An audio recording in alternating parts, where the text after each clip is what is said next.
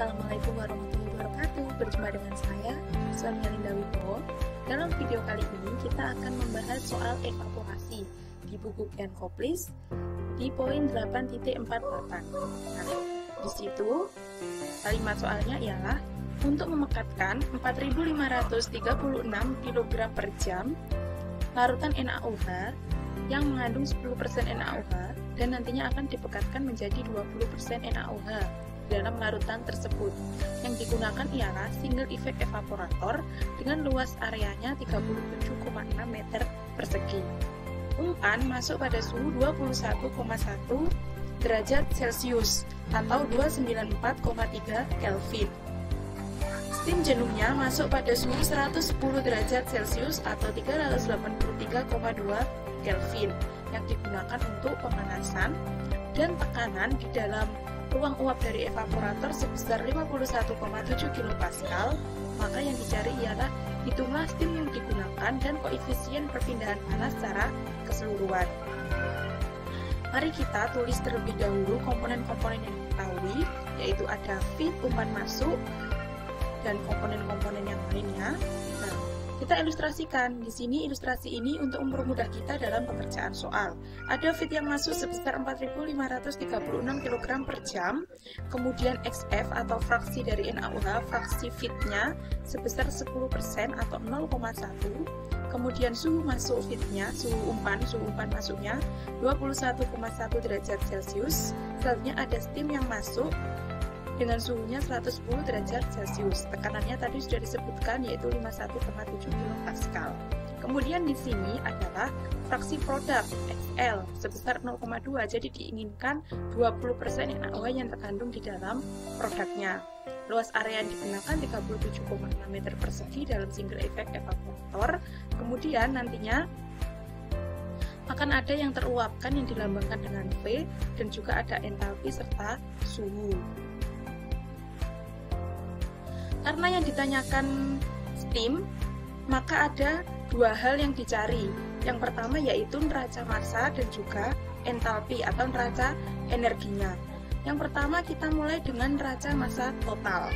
Kita lihat kembali gambarnya. F ini adalah aliran masuk, itu sama dengan V ditambah L, di mana V dan L ini adalah output, sedangkan F adalah input.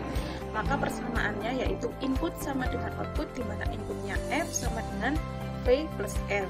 Kemudian dikarenakan aliran masuk atau flow rate masuknya sudah diketahui yaitu sebesar 4.536 sama dengan V plus L. Untuk mencari mass rate di masing-masing aliran, maka kita masukkan ke persamaan neraca massa komponen terlebih dahulu, di mana F dikalikan fraksi massanya F sama dengan L dikalikan fraksi massa L ditambah V dikalikan fraksi massa V.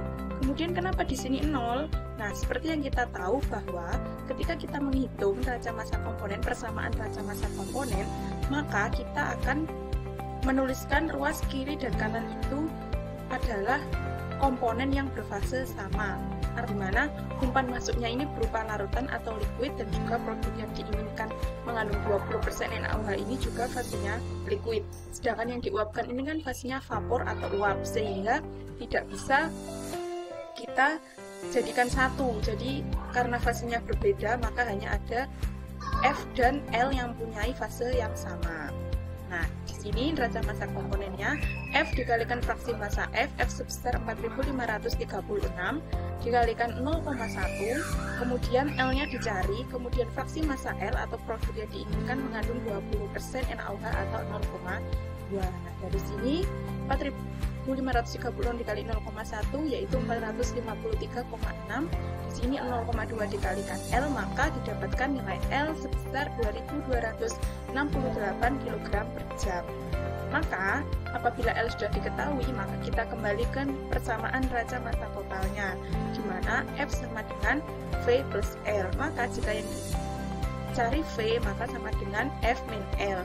F 4.536 dikurangi L yang sudah kita hitung yaitu 2.268, sehingga ketemulah V sama dengan 2.268 kg per jam. Untuk mass rate dari masing-masing aliran sudah diketahui, Selanjutnya, setelah tadi kita menghitung ya, dan juga sudah diketahui masing-masing master dari aliran ada V, L, dan F-nya, maka kita akan masuk ke persamaan 8.47, 8.48, dan 8.59.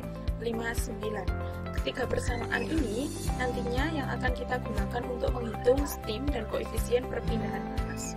Kita mulai dari persamaan 8.47, di mana di persamaan 8.47 ini ada komponen-komponen yang belum diketahui dan harus kita hitung terlebih dahulu, yaitu ada entalpi masuk, kemudian lambda, dan ini S sendiri adalah steam yang ditanyakan ya, kemudian ada entalpi L atau di aliran L, kemudian entalpi vapor atau HV. Kita akan mulai untuk menghitung entalpi, langkah-langkahnya sebagai berikut. Nah, kita mencari boiling point-nya terlebih dahulu, yaitu pada tekanan uap evaporatornya 51,7 kPa, maka kita cari tahu suhu atau boiling point-nya itu berapa.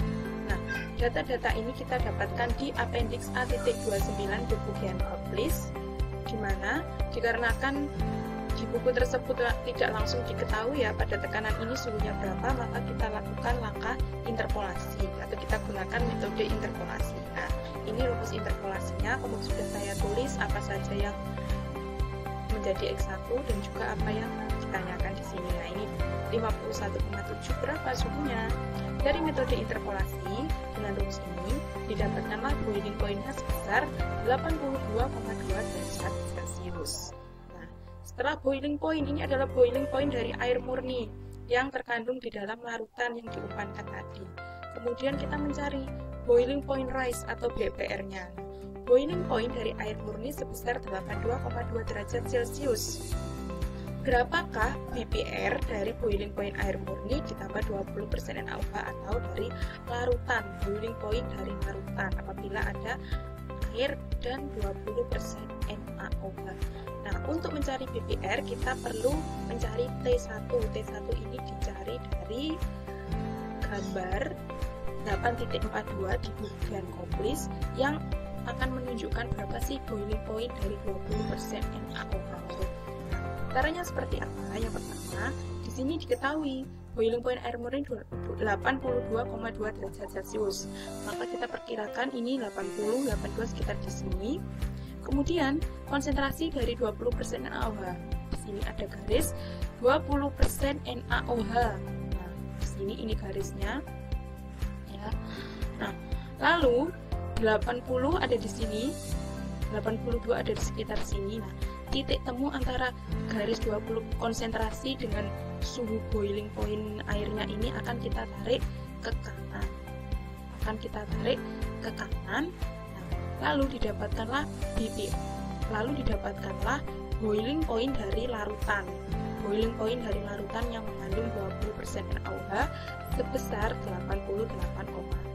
Nah, untuk BPR atau boiling point rise-nya sendiri adalah boiling point dari larutan dikurangi boiling point air murni, maka 88,9 dikurangi 82,2 yaitu sebesar 6,7 derajat Celcius. Langkah berikutnya adalah menghitung entalpi, mencari entalpi di aliran masuk evaporator atau HF dan aliran yang meninggalkan evaporator atau HF.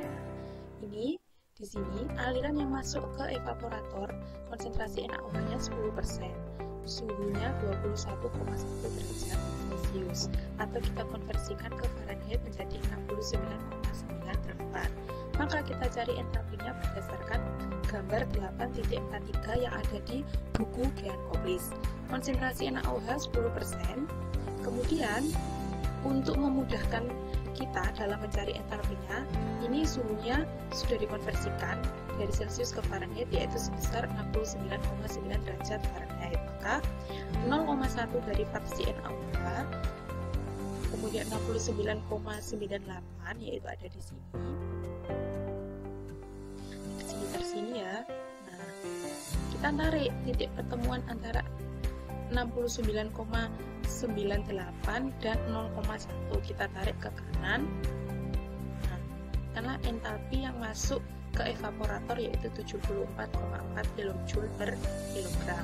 Selanjutnya, untuk entalpi yang meninggalkan di aliran yang meninggalkan evaporator, yaitu di soal sudah diketahui bahwa NaOH nantinya akan dipekatkan dari 10% menjadi 20%. Ini yang meninggalkan evaporator ini mengandung 20% NaOH dengan suhunya yaitu 88,9. Nah, suhu 88,9 ini kan sudah sebelumnya kita hitung di sini ya. Kita dapatkan di sini 88,9 dari sini tadi.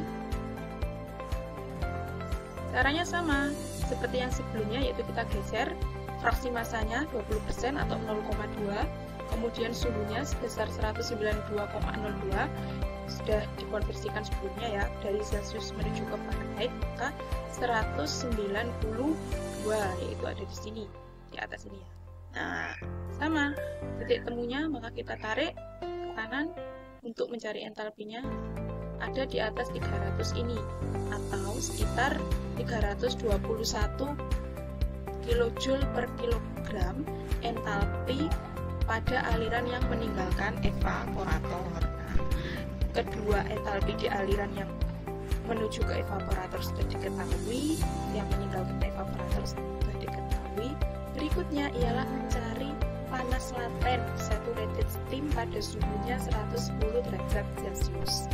Jadi di evaporator tadi itu ada steam yang masuk untuk memanaskan ya, untuk memanaskan suhunya 110 derajat Celcius. Maka kita perlu tahu berapa panas latennya.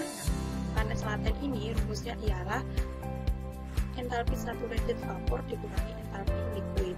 Data panas laten pada suhu 110 derajat Celcius atau lambda ini kita bisa cari di appendix A.29. Nah, didapatkan di appendix A.29 ini yaitu sebesar entalpi saturated vapornya 2691,5 kJ per kilogram, sedangkan untuk liquidnya 461,3 kJ per kilogram. Maka dikurangi hasilnya yaitu 2230,2 kJ per kilogram. Nah, setelah itu masih mencari entalpi lagi, kali ini ialah mencari entalpi vapor di aliran V ya. Nah, sebenarnya entalpi ini bisa dicari dengan data yang ada di appendix A.210, yaitu vapor pada keadaan superheated ya, atau HV sama dengan entalpi of saturated vapor at 82,2 derajat Celcius, atau yaitu entalpi uap jenuhnya pada suhu 82,2 derajat Celcius pada tekanan 51,7 kilopascal ditambah dengan kapasitas panas dikalikan dengan perubahan suhu. Didapatkan ini entalpi dari saturated vapornya pada saat suhu 82,2 derajat Celcius dan tekanannya sekian.